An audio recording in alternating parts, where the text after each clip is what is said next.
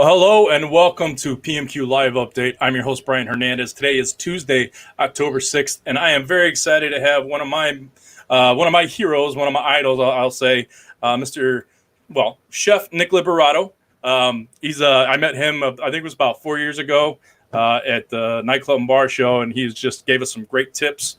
Very personable, knowledgeable. So I'm very excited to have you here, Chef. How are you Thank you guys so doing much for today? having me, You're in Brian. Philadelphia, right? I am. Yeah, I'm just in the suburbs north of the city. All right. Well, when I met you, you were kind of that California guy, and I know you've got a term for it, but people call you. But I mean, I'd always see your surfing photos and stuff like that. But why don't you kind of give us a brief rundown of who you are and what you do for those who have been living under a rock for the last 20 Yeah, years? of course. My name is Nick.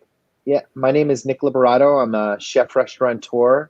I've been in Los Angeles for the past 21 years and just recently relocated to the Philadelphia area and had a lot of fun. Kind of like the path of my career. I started as, a cook like everyone else. I never went to culinary school. I've been very fortunate to work with a lot of great chefs and been really lucky to be part of a lot of great concepts and the development of those. And I've just recently brought my operation to the East Coast, where I'm really excited for some new things that I'm working on over here. All right. Well, we've got, again, the surfing part of it, and I'll show that picture later because it's an epic photo. But you kind of started out just, I guess, working at a surf shop, and then you had some opportunities to kind of go off and learn a little bit more from some of the chefs you were speaking of. Yeah. Was it always your intention to get into the culinary world like that, or was it just kind of happenstance and an opportunity arose and you ran with it? I grew up in an Italian family, so I was kind of raised working on the Italian market in South Philadelphia, where my grandparents sold fruits and vegetables year round, even in the winter, standing around a fire can.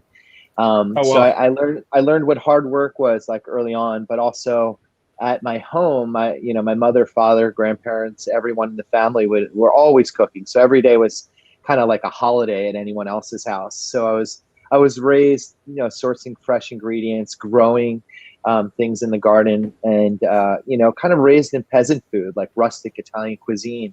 And when I left for Los Angeles, I started work. I had worked in an Italian restaurant here in the Philadelphia area, as well as kind of like a larger scale of like prepared foods for a supermarket chain called McCafferty's. And but when I moved out west, I started working in a little bit higher end dining environments, in multiple restaurants, working for like Michelin star chefs. And in that time, I wasn't making a lot of money. So in the early 2000s, I took a job at a surf shop to kind of make ends meet financially on my end so I could survive. But what it ended up turning into was a really wild ride working for if anyone can imagine working for that quintessential California surf shop in Southern California. And for me as an East Coast guy, in that environment, it just opened up so many, dreams, made so many dreams come true, but also opened a lot of doors that ended up overlapping into the culinary world, which made a lot of things, kind of line up in my life. All right. So it's kind of it was the day job. You had your night job learning culinary. So that's great.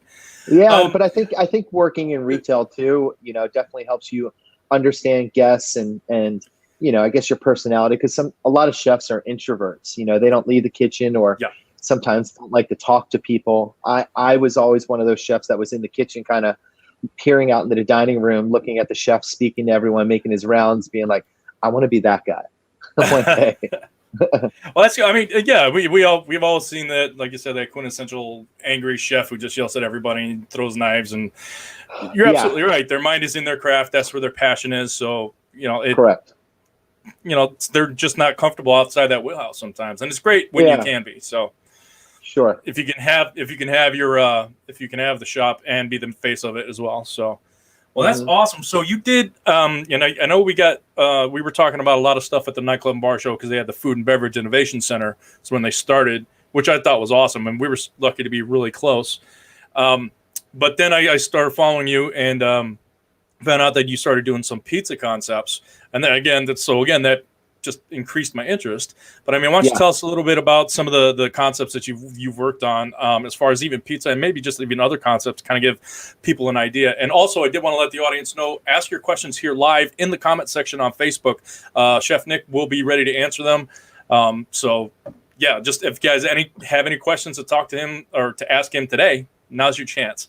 But why don't you just kind of talk about pizza in Venice and, you know, why you went that route? I love pizza. My father's actually got a pizza oven in his backyard that's from Naples.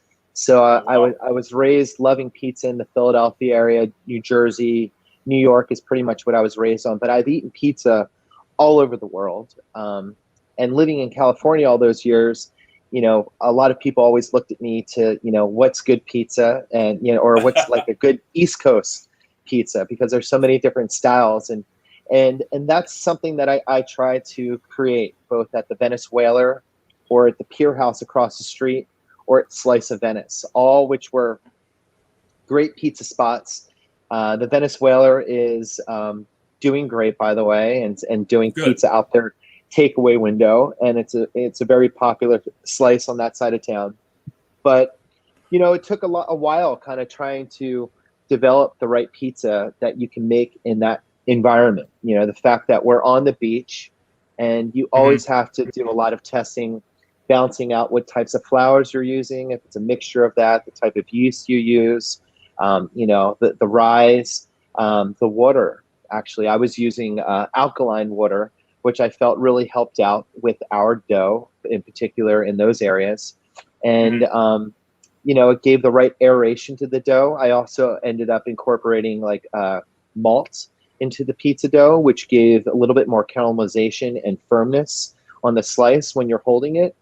And, you know, dipping in all the different types of cheeses, like different low moisture mozzarellas, to the right pepperoni to use. I like the little cup size ones that hold a little grease in them. So, you know, there's so many different components to the pizza that makes it a great slice. But I feel that we definitely achieved that over there.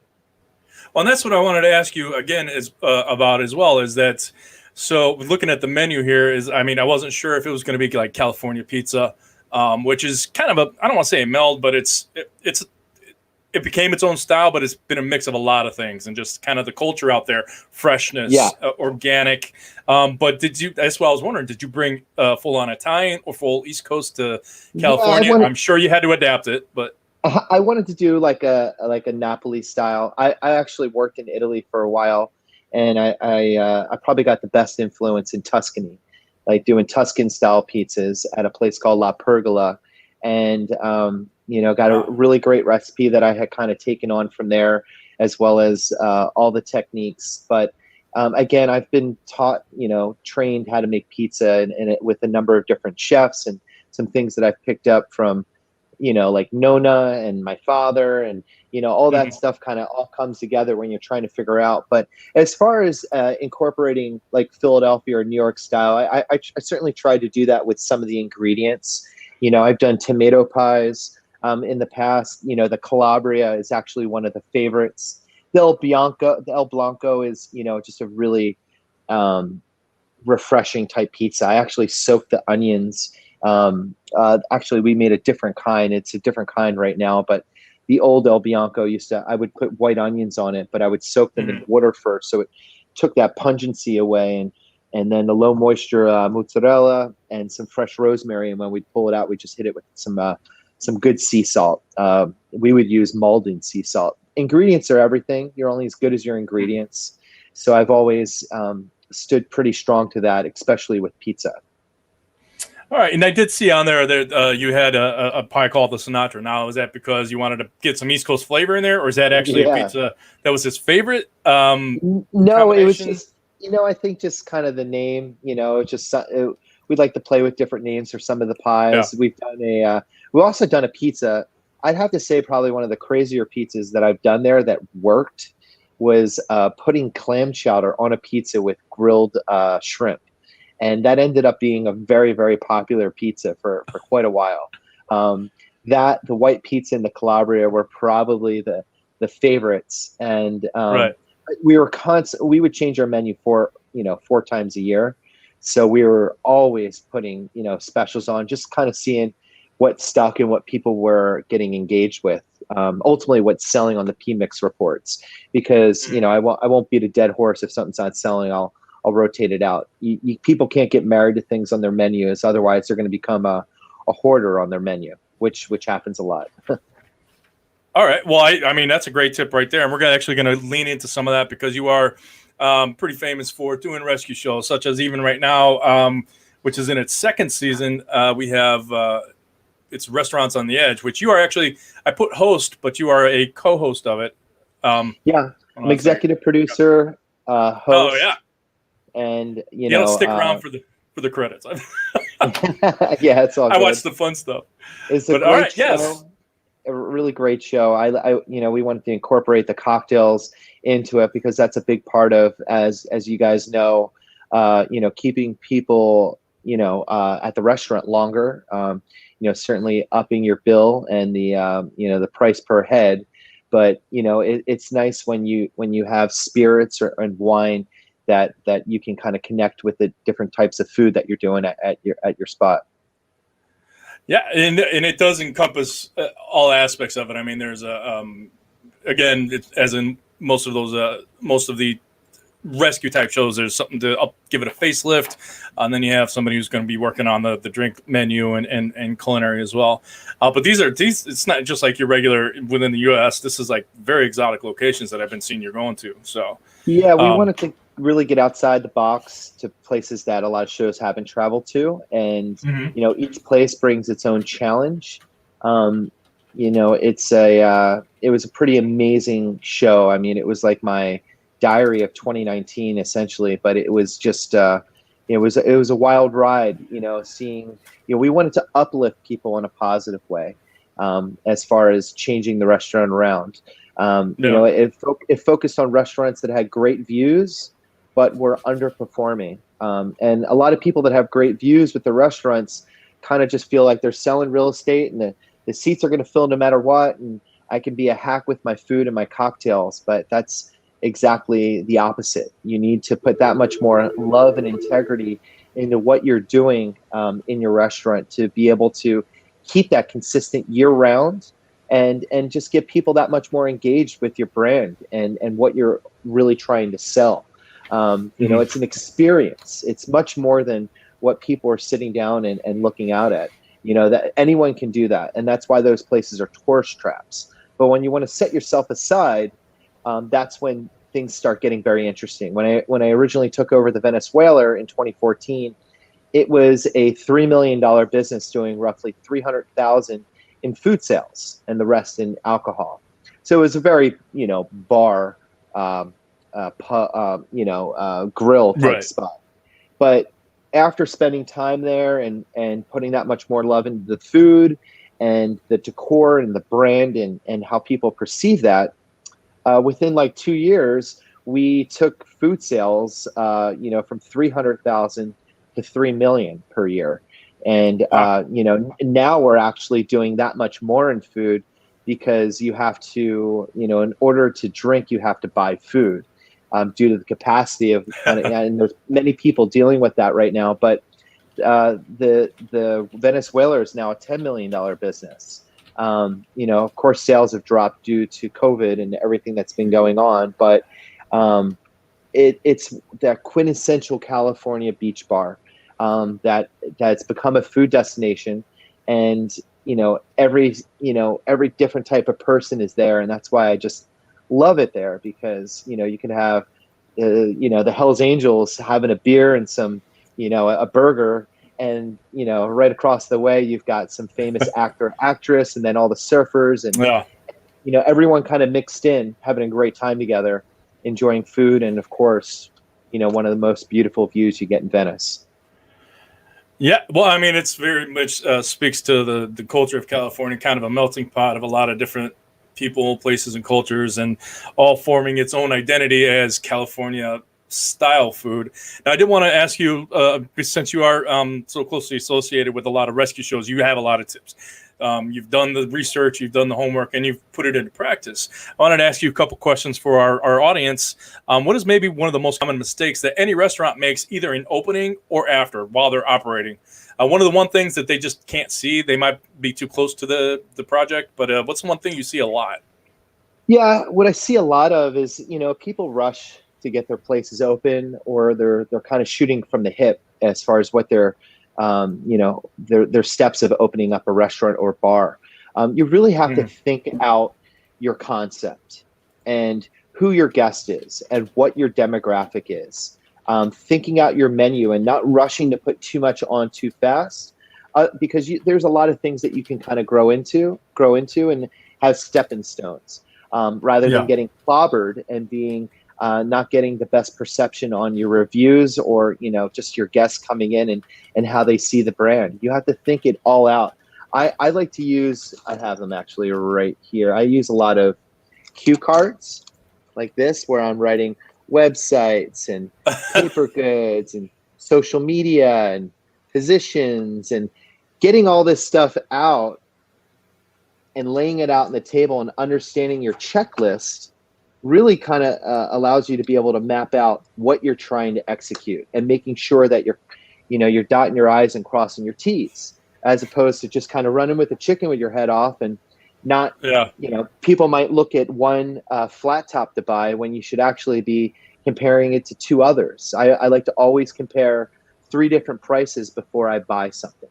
So, have it all specced out before you do it, an itemized, kind of list of how much things are going to cost, what my logo looks like, what my menu is going to look like, what are my hours, am I going to stick to my hours?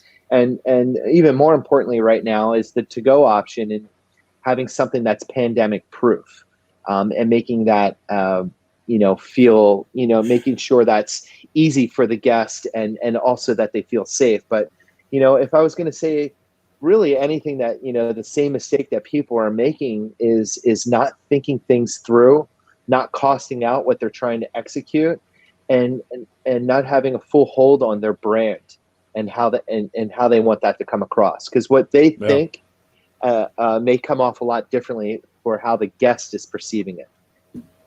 And look at them as guests, not customers. Yeah. Oh, I like that. Well, I mean, it puts them in a different light too, because you want your guests to keep coming back. Customers kind of a faceless entity. You have a guest in your home, and people want to feel like they're getting that feeling of being home and eating that comfort food, and that's the place that people are going to come back to, as opposed to just being another number or another ticket in line. Right. You have to connect. Okay, well, and that's something that I think you learned earlier on. Like you said, you're very good at it, and even before you maybe were good at it, you said that that's the person that you wanted to be as a business owner. So, and I think where you're saying sometimes they do too much too fast. They want to hit the ground running, but just think it out carefully. I like your Post-it notes. I kind of picture, do you have like all of them up on the wall with yarn and string attached to them, like I'm thinking It's Always Sunny in Philadelphia when they're working in the mailroom. They're always trying to, just, I don't know, when you walk up into that attic, and that's not a bad thing. If I could move my camera, I'd show you my wall of Post-it notes. That's how I function. That if I can look there, it's good. So whatever functions for you, but the end game is the planning and just being ready. Stay organized and be consistent with what you're going to do. Have a firm hold and have integrity in what you do. Otherwise, if you're just shooting from the hip, it's going to come off that way. You want your business to be organized, and you want to have your SOPs, all your procedures in place, and keep adding to it or subtracting to it, but stay firm to that from the beginning, because a lot of people see a lot of things wrong with their business, but at the end of the day, they got to blame themselves. And you have to just, make sure you correct those mistakes and you put the things in line. But, when you open up a business, it's not something where you just hire people and check your numbers from your phone and look at the cameras. That's great for insurance reasons, but you need to have your boots on the ground, and you have to make sure that you're doing a thorough job on who you're hiring. And clearly, it's like your positions and how you fill them is what's going to reflect on your business. So you're only as good as the people that are working for you, and you want to make sure they feel like family and have some sort of an ownership in the business where they're taking that extra step to be that much better for you. Well, yeah, and absolutely, and that's something we hear a lot, is just giving them the feeling of ownership, because then at that point they want to succeed as well. So, but that kind of leads into one of my next questions, though, is that, what's the best way to kind of find out what is broken in your operation? I mean, is it surveys, conversations with your customers? You shake the magic 8-ball and see what it says? I mean, yeah, I'll tell you, how we found a lot of the restaurants on the edges. We were looking into TripAdvisor and Yelp reviews. And where a lot of people, they'll get all worked up when they read something. And I'd be lying to you if I said I didn't read a review and got a little pissed off, reading it. You can't react. You can't make an assumption, because you can't take it personal, because that's going to give the wrong perception of you or how you're going to answer that particular thing. So you have to look at these Yelp reviews or TripAdvisor reviews as, your cliff notes of the things that you need to work on, and ultimately the solutions that you need to come up with. But, because the guest is always right. Maybe not all the time, but you certainly don't want them to feel like they're not right. So it's very important that you reply to these, this feedback in the most polite way possible, but you also put yourself in check for maybe something that you need to fix within your business, because those problems that arise, they're gonna need the solutions in order to fix them, and that's the only way to look at it in order to move forward in a positive way, and to have it reflect on your business in a better way. Well, and I mean, everybody I know too, we all hate it, and that's one thing. Since I work in a magazine, I don't actually have the restaurant. I don't read those reviews, and I can understand just anything in general makes me sometimes get really heated. I can write an email. I sit on it for a while. Don't respond off the cuff. Digest it. Yeah, exactly. It's, you got to connect with, if it's someone in your dining room and they're not enjoying something, what? Go out there and talk to them. Don't just stay in the kitchen. Connect with them. I'm terribly sorry you didn't have a great experience. I'd like to make it up to you. I'd like to invite you again, or I'd like to make another pizza, or whatever you're doing, but make sure you're extending that hand. You're not avoiding them. The time that passes sometimes when people are waiting to hear how something's going to be fixed it can hurt you even that much more. So you've got to make sure be proactive too. You got to be proactive. You have to let them know, and they'll come back knowing that you did your best to make sure that they have the best, the best experience possible, because that's what we're creating. We're creating experiences for people every day, and we have to make sure. It's almost like I always looked at it as it's a theater. You're putting a show on every night, and people want to make sure they're experiencing that same burger, that same pizza, that same experience of what actually brought them back, or what's their initial first visit that's going to give that impression that's either going to make or break the place. Well, and it's even talking with other people the other day. I mean, you hear it all the time. I mean, there's a severe percentage difference on people who are happy leaving a review versus people who are upset. So for every 5 upset reviews, and there might be 10 happy customers, they just don't typically post necessarily. It's almost that if everything goes good, they don't let you know for the most part. I tried, if I get exceptional service, I'll get in there, because I know it helps people's, it helps out the operators, it helps out their day, helps out their staff. But I mean, is there kind of a different percentage there? Yeah, I don't know. I mean, there's people that are going to write no matter what, whether they don't have anything better to do, or there's something personal against the business. I mean, I would get so much gratification out of finding out who wrote that review and finding out where they work, and then giving them a review on their business. I mean, that's the Philly inside of me that would want to do that. But it's, people work hard. People have lives. So some of these things that these people write get really personal, and they got to understand, hey, I'm trying to make a life here, but you didn't have to go there or there, but you can't let your temper get the best of you. And sometimes you can win these people over by simply inviting them in and offering them something. A lot of people just want something for free, or people just voicing their opinion and how they feel. And everyone's got, different preferences of how they like certain things. And maybe it was an epic fail on the restaurant's part, but making sure that you recognize it, and whether it was your fault or not, you're making sure you're trying to make that guest feel better to be able to come back in and mend that relationship.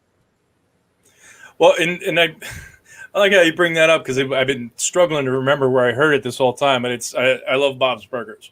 I even bought the cookbook, because some of those burgers were like, wow, that could be interesting. But he gets reviewed, he gets bad review, and he's pissed, because now he's like, well, I'm going to come and review you. It's like, what can I be an accountant? Nobody reviews them. So, well, the thing is with food, it's like we all eat every day. I mean, most of us. Yeah. But everyone's just got their different allergies, their different restrictions, and you have to be careful with that nowadays. And it's especially with there's my boy Brian right there. You got a nice picture of Brian. People have got to just be aware of that. Just be a little bit more careful of how they're responding to these reviews, and just not take it personal. It's another day, and you gotta just I always say you gotta be better than you were the day before. No matter what reviews you're getting, competition will make you better, and you always got to put yourself in check. So you're constantly evolving to try and make that dish better, make it look better, make your service that much better, your packaging, your branding, all that stuff is recognized, because not everyone's going to hit it right out the gate. Even the Michelin star restaurants, you've got to make sure you're there, feeling the pulse of your business, understanding the different trends from week to week and day to day and year to year. And so that way you're surviving every day.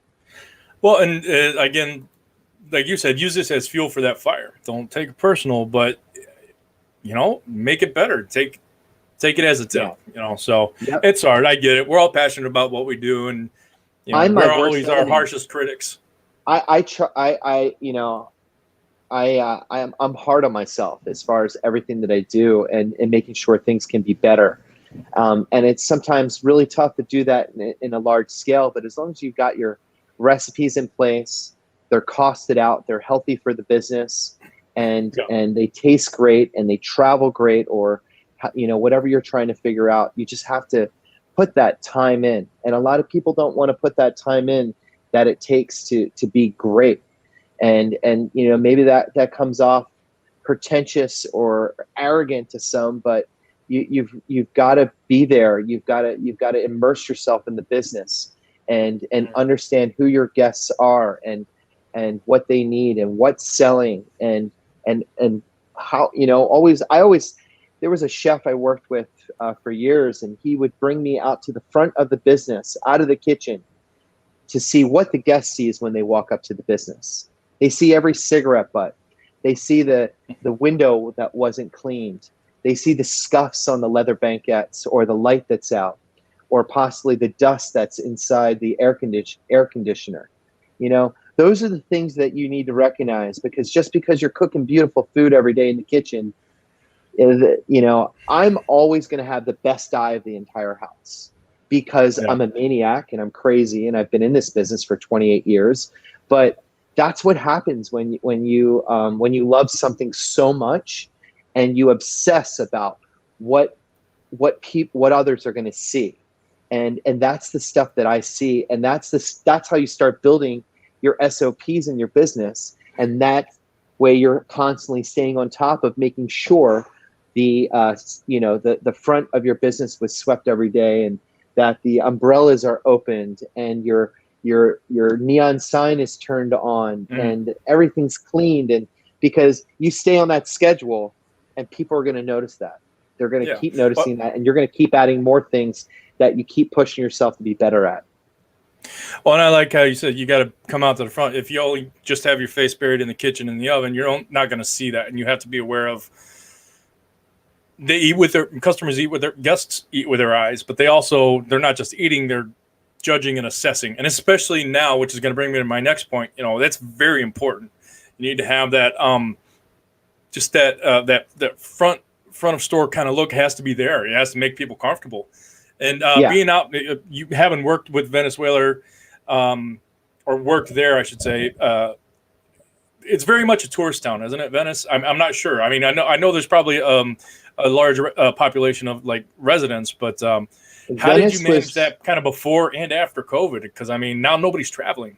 So yeah, I mean, Venice for the longest time was actually the #1 tourist destination, with like Disney World right behind it, or like kind of neck and neck, and that's changed, unfortunately. One, because the homeless have gotten out of control in Venice, which has been really tough for people to want to travel there or walk down certain streets and go to certain businesses. But COVID, it is hit very hard there, and it's hit very hard here, and really anywhere you're at, for how you structure your business. The menu that we offer now certainly wasn't the menu that we offered before, for what we want to carry on hand and ultimately what's selling. Something that I feel has helped out immensely, and it was something that we put in place in the very beginning, was our takeaway window. And it gave the option for a guest to be able to just walk up and not even enter inside the business or have to deal with sitting down, and or order ahead and be able to just walk up to the window, pick up what you need, and leave. So now, everyone's coming up with that better takeaway model right now for what's better. But that was something great that I put in place years ago at the Venice Whaler, and we call it WTF, which is kind of tongue in cheek, whaler takeaway food. And but that's where most of our all of our pizzas were going, and fish tacos, and clam chowder. Being able to take a bowl of clam chowder with some grilled sourdough bread and walk out to the pier and watch the waves and eat some hot clam chowder. Who doesn't want to do something like that? But really, just all the options that we're doing takeaway, just as you're showing right there, which is great. Yeah, and it was fish and chips, but it was to illustrate the example of that takeaway window. Which now you're kind of lucky to be able to kind of make that pivot. I mean, was that takeaway window always there? I would assume probably, since it is very much a walk. People walking to the beach, get some food. Yeah, the Venice Whaler was a business that was in place before, so it was my real life bar rescue, believe it or not. Oh, really? And I'll be honest. When I started Bar Rescue, I came from a very like high-end dining environment. I had never worked in bars before, ever. Yeah. I wasn't your guy that was doing your burgers and your fish and shit. I wasn't working in bars before, but I had worked on Bar Rescue, and I had done a number of episodes before I actually opened up the Whaler. And I'll be honest, all those episodes of me kind of dumbing down the food that I was actually doing and then executing the Venice Whaler, I was so happy and lucky that I had done Bar Rescue before that, because it helped me out immensely for how I needed to strategize and maneuver to simplify things for what a guest is going to want at the beach. Now, I'm a surfer, and I've traveled the world, and I've eaten at many bars, and I've eaten at many places that have that type of demographic. But once you're in it and you're spending your own money and you're seeing what's selling, you have to adjust accordingly to what's going to be successful and what's not. Well, and I'm glad you brought that up, because again, that's kind of where my first knowledge you came from, and I love the show, and I was lucky enough to actually interview Mr. Taffer several times. He actually, Christmas Eve or December 23rd one year, we did a live go to webinar from my parents' house. And it actually never got aired because we had some we had some connection issues, but I found it the other day, and I'm going to salvage it just because he's such an ass on the show, but in real life he's very nice. But I'm sorry, you're talking about John? John, yeah. He's not right there, is he? He's behind me. Oh god. No, he is not. He is not right there. I'm sorry, I'm just grabbing a chair. Give me 1 second here. All right, no worries. But I had to plug in because my laptop was dying out, but we are charged and ready to rock. Well, we're getting down to the basics of this. So, I mean, you were talking about making a kind of a pivot, if you can, to do some kind of takeaway stuff for COVID, but you were also saying that you had to look at your menu, figure out what's not selling, what you can do without, what's just going to sit there and go bad due to less business and stuff like, and shelf life. Is there any other thing that you had to help, say the Venice Whaler or any other concept you're in, as far as this pivot? What's one of the other things that maybe somebody hasn't thought of? Because pizza's been able to survive because they are naturally inclined towards, carry out and delivery. That's why I don't want to say fared so well, but they've done better than most. For is there sure. something that maybe a pizzeria might not think about? Because there are pizzerias that have gone under. So,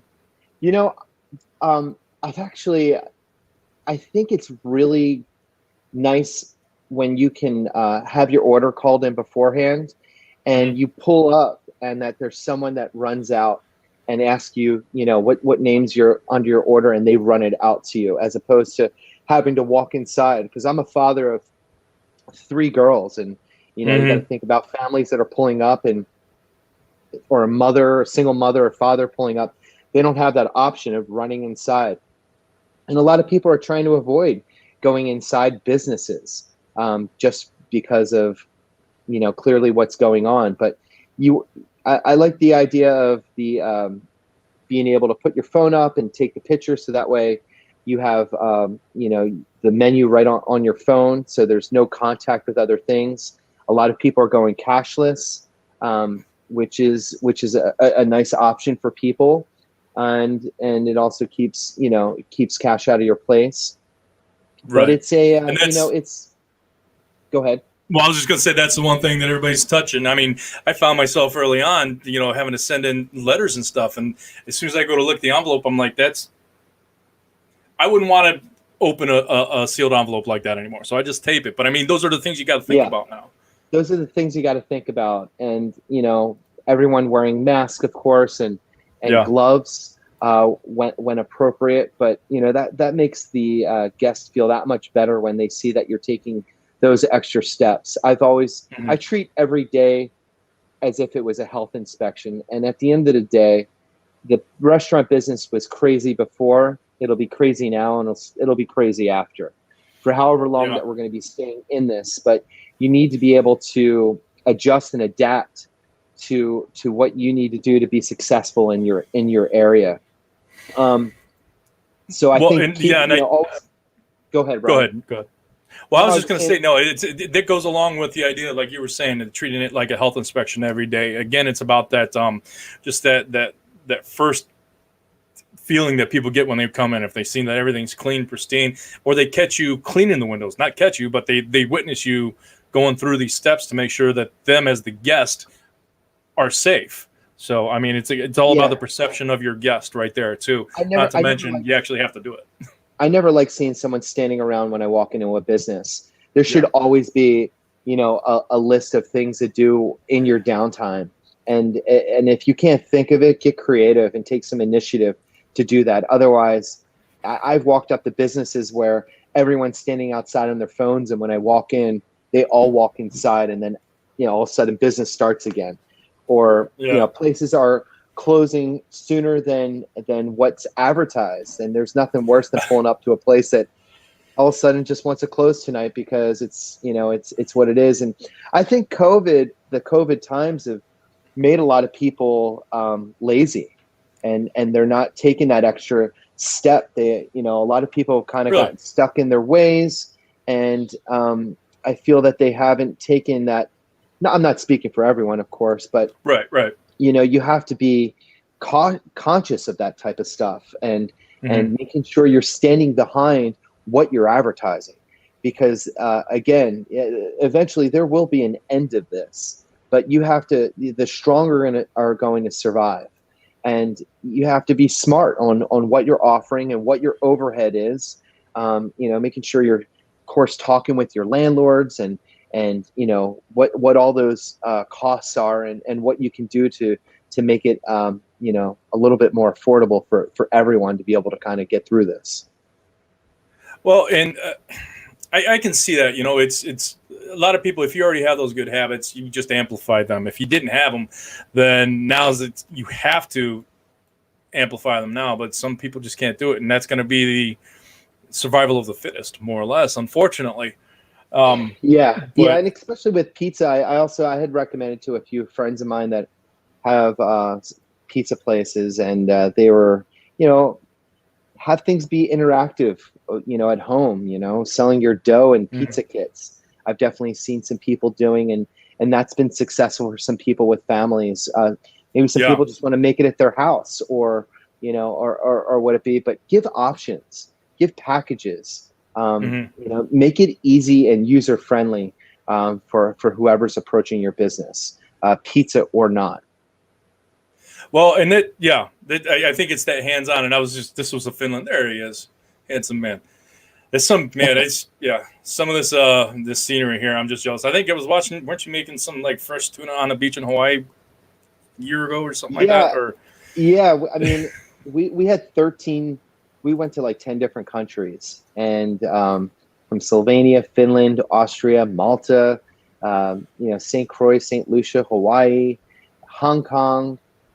Each place so culturally like diverse, but it allowed you to kind of get immersed into the environment there, and we all kind of went out in our ways to, myself as the restaurateur, kind of like understanding the layout of the concept and the brand of what people want, and connecting with the restaurateur. I've worked every position there's to work in the business. So I can wear many hats and understand both front, back of the house, what people are going through and what they need to do to achieve success.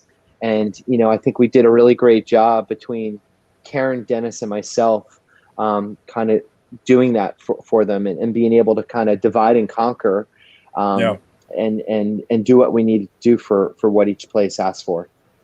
Yeah, I'm sure people are catching me. I'm actually watching this as you're talking. But no, it's I like how you're saying you wear most hats, and that's something that I've always said. I'm not going to ask anybody who's I manage or works for me to do something that I'm not willing to do myself. You have to lead by example, but it's less than being able to get somebody else to do it. It's more about your understanding of that particular job. So if somebody has an issue, you can either help them, or if they complain, say, "Yeah, I know it's gross, just do it because I've done it." So, but most importantly, as an owner, know how to run your business. Know how to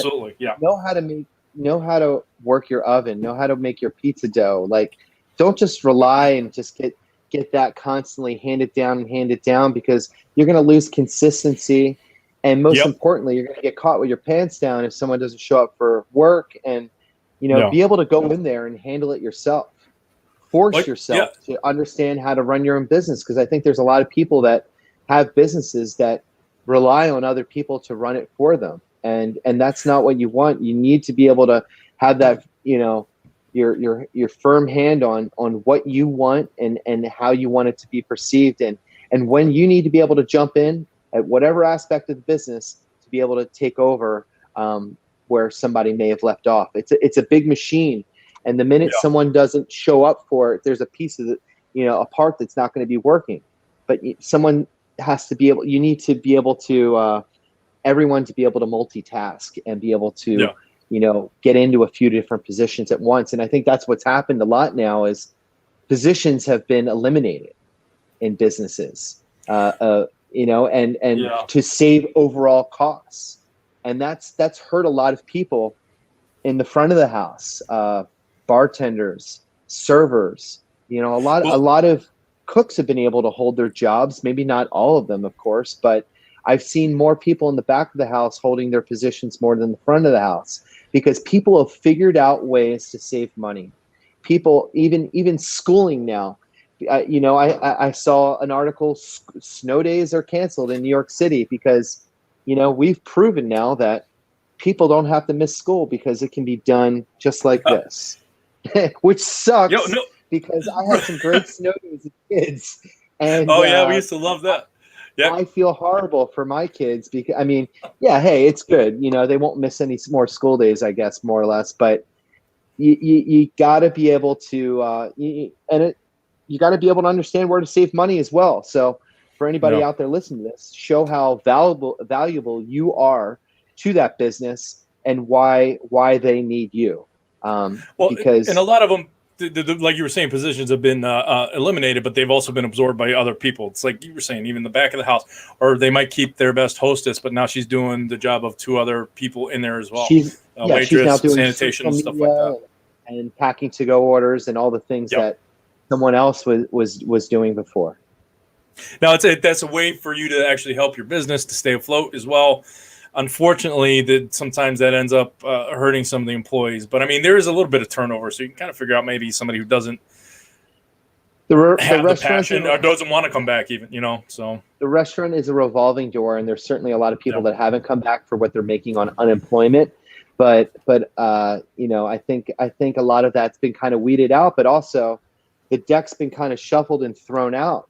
I think there's a lot of talent that's out there that needs to be utilized right now for people that are without jobs and kind of where, you know, what gaps they need to fill. But, you know, there's a lot of people that are walking away from the restaurant business and not going back because 50 plus, you know, restaurants are closing or permanently closing. So it's, yeah.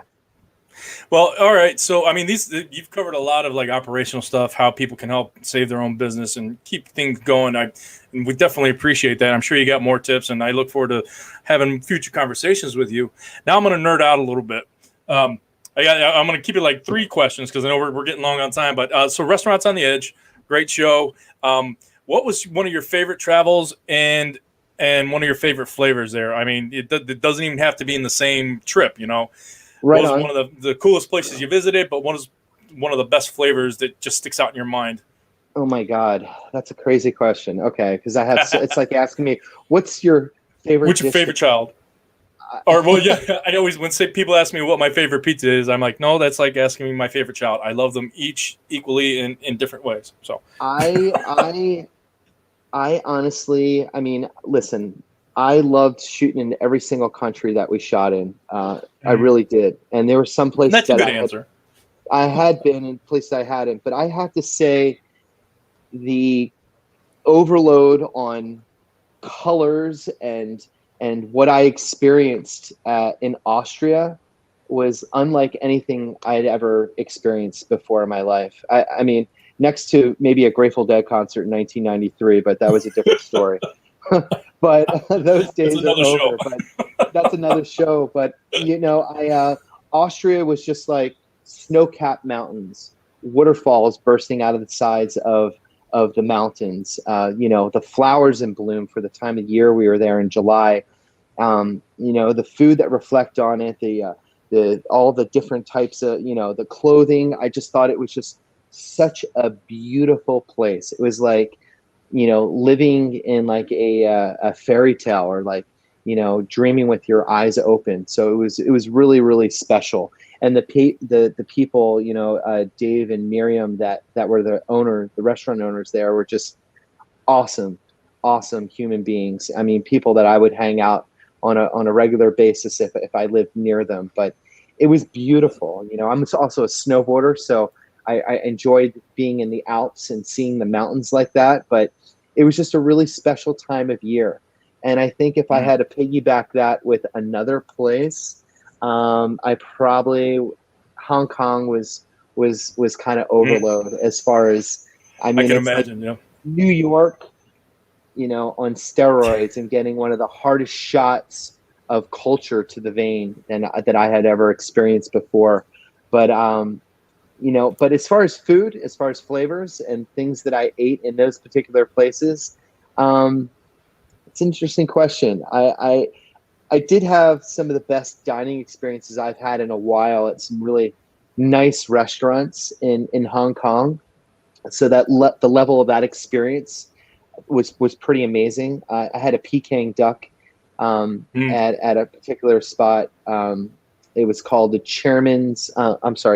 The King. I forget the name of the place, but it was one of the best Peking ducks I had ever had in my entire life.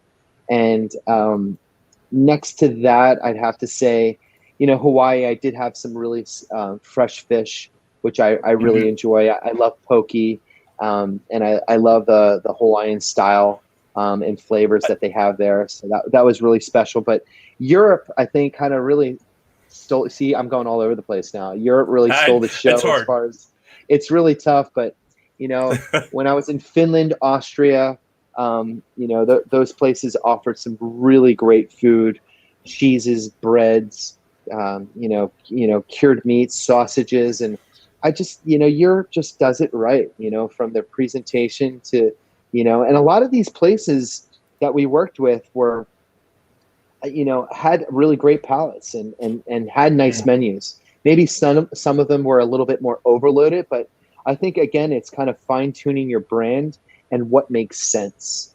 Like when we were in Austria, for instance, there was kangaroo on the menu, and that doesn't make that much sense in Austria. Oh. So you got to kind of not necessarily. stick with things that are within your wheelhouse and that people are going to want to experience. Like I go to the shore, I'm at the Jersey Shore. I don't want Chinese food, although there's this place for that for locals there. But, if I'm opening up a business and I really want to wow some people, I want to make sure I have some blue claw crabs and fish tacos and, just lobster fra diablo, like things that kind of like tie in with the Northeast and or that people are going to expect. Yeah. And that's, kangaroo in Austria. It's like ordering Chilean sea bass in Indiana. Where I'm from. I would never do that. Yeah. And like, even with that, like our Malta episode, Justin Haber, who is the professional football player, amazing guy, really great friend of mine. And I keep in touch with a lot of these restaurant owners to this day. But, he was his food cost quite a bit. The presentation and things that I personally experienced, I was actually really impressed with. But like when he cooked for me the first time, or as the guys in his restaurant cooked, some of the best things I had were some of the things that were in the water that was right next to me. But his food cost was all over the place because he was sourcing oysters from France and lobsters from Maine. And it's just like, dude, you're in Malta. You're surrounded by water. You're on an island. Like, you have so much stuff in your front yard. It's not only going to be that much more appealing in that story to the guests when they know this thing that they're ordering on the menu is from right here. It's going to, that tells a story. People love stories, and people love when you source local. And on top of that, it's only going to be that much more cost effective for the business owner. Well, yeah, and I've got so many experience and stuff that I can add to that, but nobody wants to hear about my story. But yeah, you're absolutely right. It's what's right next door is better. Well, I'm not a seafood guy, but we went to visited Antonino Esposito in Salerno, and he's like right there on the water, and that is fresh fish to me. Anything else coming out of the water is just. It just doesn't seem as fresh, but I enjoyed that. So, but like you said, just, don't, and I was just wondering that sometimes do people, like you said, some of them were overloaded. Is it that, were there ever ones that you thought didn't have enough and you needed to add some more flavors? Or is it, do you run across more of, people try to do too much and they bury their flavors? You want to let some of these stars shine through. Yeah. Far more people offering too much. Sometimes the things that make sense are kind of the smaller cut down menus. I'm not saying that works for every place, but if you do something and you do it great, and that's like one of the main things that you're selling, simple, stupid kind of thing. It's like you're going to be able to execute that much more consistently and keep your costs in line with that business. I mean, places like In-N-Out or, some other places that just have this solid little menu that just makes sense. But I look at a menu as the slots that you need to fill, whether that's your soups, your salads, your mains, your appetizers, and then kind of filling those in or however it works with your particular space. But that's what makes the most sense. Yeah, well, like you said, sometimes I go back to this analogy all the time. Less is more sometimes. Just too much. And less is more. Like you're showing a picture of the whole salt encrusted bronzino, and that's just something really nice that you can do table side. So interacting with the guests, I love that's a Caesar. I love a Caesar salad table side. I'm just that kind of the old school guy that likes the dressings being made right in front of you, it being tossed, plated, boom. There it is, just like getting guacamole made in a Mexican restaurant. But you can't do those things anymore. I'm actually, and Bri, I'll be the first to let you know, actually, because this will be pretty cool. I'm getting ready to I'm opening up a Jewish deli on the East Coast. All right. Well, that was going to be my next question. I did have a bar rescue. I wanted to hear about that, but while we're there, no, go ahead. Let's touch bar rescue. We'll come back to it. Okay, real quick, but I do have that question. But all right. So just again on this one, you've given us your favorite travels and flavors. And again, I know that was a loaded question. I told you I wasn't going to do gotcha journalism, but I'm sorry. So bar rescue, it's kind of similar. What was kind of either the best or worst rescue that you saw? And I guess best rescue because it was so at the beginning and it came out so well, or maybe just one that you're like, blackjack, yeah, I'm done. I don't know. There was the one guy, it was in North Carolina, and he kept saying "all in." I'm all in. That got a little annoying. I think that guy could have been on everything but roller skates between you and I guess all the people that be watching this. But it was just all over the place, and I don't have patience for someone like that. I need somebody that's focused and wants help. Didn't you guys walk out of that one, or were you? I know they've only walked out of a couple. I don't know if you were involved in those, but the only one I remember walking out of was this guy in, I think it was Orange, California, where he may have had girls in bikinis, or I forget, but I remember this guy was so hard-headed, and John got so frustrated with him. Yeah. I'm pretty sure it was either Lisa Marie or Mia that was with me on that one, but we walked out of that. I remember that. I haven't actually shot an episode of Bar Rescue since 2016. I'd worked on it from 2012 to 2016, and I did, I think, 1 or 2 Back to the Bar episodes. But that was, that all-in one was very annoying. One where I could say was kind of like the biggest shit show, but also had a great ending, was the guys in Iowa.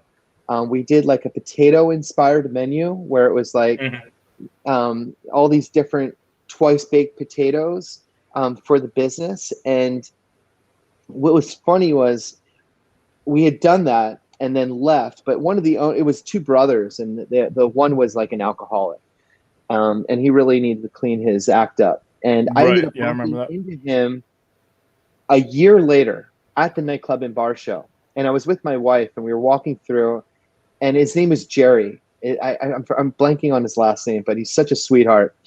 And he walks up to me, and I immediately, if you have a friend that's been involved with drugs or alcohol and you hadn't seen them in a while, and then all of a sudden you see them and they're clean, and their skin is clear, and their eyes are clear, and they've lost weight. And I looked at him, I was like, oh my God, Jerry, you look amazing. He's like, Nick, I haven't drank 1 drop of liquor since I saw you guys. I really turned my life around. I was like, oh my God. I was like, dude, you look unbelievable. I'm like gonna cry. I'm so happy for you. He's like, you want to see something that will really make you cry? And he pulled out a picture of his home, his new house that he had bought, from the success that he had made on the show. And he goes, dude, your potato-inspired menu and the show bought me this house because we got so busy and the menu really knocked it out of the park. And my wife looked at me and she goes, you better put some potatoes on your menu. We got to get a big house like that. But we're living in LA, where it's like a 2-bedroom place is costing you $4,000 a month. But that really, really touched my heart. But I have to say, my favorite bar rescue of all time was our Hurricane Sandy episode that we did with the Tuberty brothers in Rockaway Beach. And that whole family are still great. Dee and Terrence and all those guys are great friends of mine to this day. And they've run an unbelievable, I believe it's called the Good Hospitality Group. They didn't need bar rescue in there. First off, they had just gotten destroyed by Sandy, and their restaurant, the Bungalow Bar, got turned upside down. They have a number of different restaurants and bars that they do all throughout New York City. But this story was just compelling, and the people that were involved in that community and everything that had happened, it was just such a strong, community there. And the transformation was beautiful. So I'm really grateful for everything that Bar Rescue had brought to my life, and everything, John for getting me involved with it, and all the beautiful people both in front and behind the camera.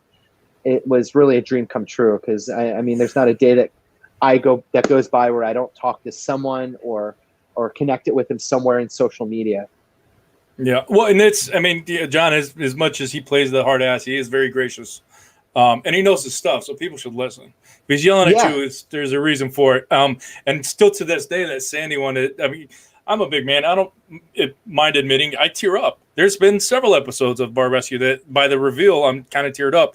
It's on these kind of turnaround shows is how much does that actually, how many people retain that? Now, I know like Brad Bohannon and his partner from like Spirits on Bourbon, they turned that around, and then they became like secret shoppers that you guys would use sometimes, or, even consultants. But I mean, sometimes it sticks, but I mean, I don't know. It's, again, just nerding out here.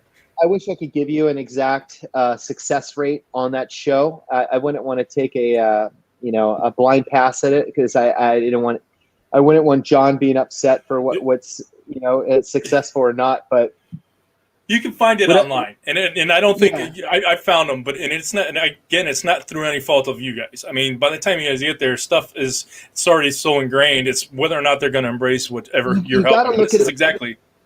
No one wants anyone coming into their house and telling them what to do. And if you're in a position where you're able to have some experts come into your place to fix it, you should really put your ego aside and and figure out what you need to do to fix it, and take advantage of that 4 to 7 days, whatever it's going to be, of their feet on the ground helping you. Because when that's done and the cameras are packed and we leave, you better be ready for the launch of your show, because the power of media is an amazing thing, and the people will come racing in after that. But it's up to you to take the ball and into the end zone after that, because no one is going to help you doing that day after day unless you're doing it and you're staying on top of yourself. So it's never hands up. I did it. You always got to keep doing it every day. Yeah. Well, you've been given the tools to succeed. You just have to use them. And again, you can't get complicit or not complicit, but complacent about it and just get, it's like, oh, it's been done. The change has been made, and expect it to succeed. It's nice. I like those they had the Back to the Bar episodes like you were speaking about. And, again, they pepper it in with successes and failures. Sometimes you can predict it on the show. There were a couple times where I was like, really? They're still doing good. That's great, because you would think that they were so stubborn, almost like you were saying, maybe the all-in guy. But it's nice to see when people take hold of that and they understand the gift they've been given. So, and this is something that you're great at, and I want people to kind of. I could talk about this all day long, but I want to get to that final question for everybody who's been around. But so thank you so much. I definitely want to talk with you a little bit more, because we can talk about maybe even smaller operations with some of your knowledge from working in bars and how to incorporate some kind of menus into bars that have existing fixtures. But I wanted to ask you, this was on my list, that so we've gone from California back to Philadelphia after a long time. Were you planning on doing any other new concepts out in Philadelphia? And I think you were kind of alluding to that on the East Coast there. Yeah, over the past couple months, I mean, I think the most important thing for anyone out there that, we've all gone through this COVID thing for the past 6-7 months, but the most important thing is when, going throughout all this, we need to make sure that we're coming out of this with something beautiful. We've had a lot of time to be able to work on a lot of things, whether it was an existing business or restructuring something better to kind of move into the future. I've been very fortunate to be able to, kind of maneuver during this time, and I've created a new hospitality business, which is called 618 Hospitality, with my business partner and I, where we are helping restaurants with the problems that they're having, whether it's, front or back of the house, or just maneuvering within this particular time to make their business successful and scalable and thrive, or survive, and, not just thrive.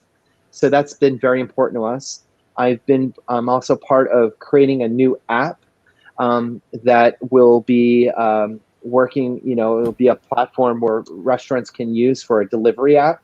So I'm super excited about that. We haven't done any initial announcements, but there's a lot of things in development right now. Okay. And I do have a new restaurant concept, Oh, or I nice. should call it a delicatessen. I'm going to be opening up a Jewish deli in New Jersey, actually, and I'm really excited about it because we wanted to create something that is pandemic proof. And as you were saying about with pizzas before, they're things that people need, or a certain style of service. Like pizzas are really easily with delivery and pickup, but going into like bagel production, coffee, and certain things like that where people can come in and get that type of experience is something that I've been working really hard with. And Okay. I'm not going to announce the name just yet because I haven't done any announcements with it, but I'm really excited for this particular concept because it's offering a model or a concept that I don't see a lot in this area, or I haven't seen it done in this particular way. And I wanted to kind of give a little bit different spin on Jewish food and how people perceive it. I think it's such a cool style of cuisine because it grabs from so many different cultures, whether it's Lithuanian, Romanian, Russian, Israeli. You get all these different flavors and vibes from all that different types of stuff. But I did a deli tour all throughout North Jersey, Pennsylvania, or I should say Eastern Pennsylvania and New York City. To different delis and how to kind of go about it and what's great. So it's been really fun kind of designing the space, which I'm actually in right now. Is that what I was going to ask? I see all the pots and pans behind you, and I didn't know is that his home? I'm super jealous, but no, okay. So this is your new in concept. my house at this hour, there would be 3 little girls under the age of 6 screaming, and I'd be in Princess Land. there'd be something in the background. But no, I'm actually at some glitter on. I'm at the space right now, and I'm boots on the ground, kind of just handling every different part of getting this concept together. So there's just so many moving parts, from equipment to hire, the positions in the front of the house and the purveyors and the recipe testing and all that great stuff. But that's kind of what I've been working on really hard since I've been back. And we're getting closer and closer to opening this up, which I feel is going to be a lot of fun, and will become an institution here eventually. Nice. Well, I like that. You always got to stay moving, otherwise you're standing still, and nobody likes that. So, I mean, everybody can kind of catch you right now. 2 seasons worth of travels on Restaurants on the Edge.